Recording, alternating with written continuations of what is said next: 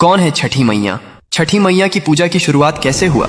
जब सृष्टि की शुरुआत हुई तब ब्रह्मा जी ने अपने कमंडल से जल उंडेला और सृष्टि का निर्माण प्रारंभ किया, लेकिन सृष्टि अधूरी थी। पुरुषों के बिना स्त्री शक्ति का अभाव था। ब्रह्मा जी ने स्वयं को दो भागों में विभाजित कर लिया, एक पुरुष भाग जो सृष्टि का आधार बना और दूसरा स्त्री भाग जो प्रकृति देवी के रूप में प्रकट हुई। यह प्रकृति देवी ही सृष्टि की अधिष्ठात्री थीं, जिन्होंने स्वयं को 6 भागों में विभाजित कर लिया। इन 6 भागों को षड्मातृकाएं कहा जाता है, लेकिन छठी मैया का स्वरूप इनसे अलग और विशेष था। वे ब्रह्मा जी के मन से उत्पन्न हुई। मार्कंडेय पुराण में स्पष्ट उल्लेख है कि सृष्टि के छठे दिवस पर ब्रह्मा जी ने उन्हें जन्म दिया ताकि वे संतान की रक्षा का दायित्व संभालें। ब्रह्मा जी के मन से उत्पन्न हुई, इसलिए मानस पुत्री कहलाती हैं। ब्रह्म वैवर्त पुराण में बताया गया है, जहाँ छठी मैया को सूर्य देव की बहन बताया गया है। सूर्य देव ने अपनी बहनों की रक्षा के लिए छठी मैया को विशेष शक्ति प्रदान की। कथा के अनुसार जब सूर्य देव अपने रथ पर सवार होकर आकाश में विचरण कर रहे थे तो राक्षसों ने देवलोक के बच्चों को नुकसान पहुंचाना शुरू कर दिया। सूर्य देव ने अपनी छोटी बहन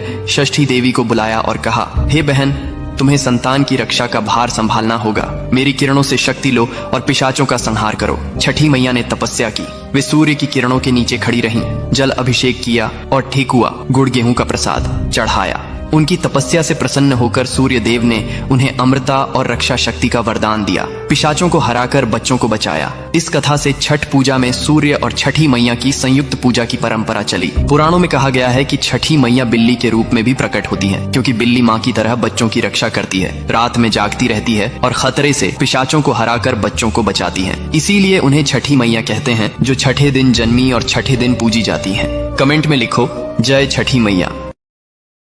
Download ShareChat.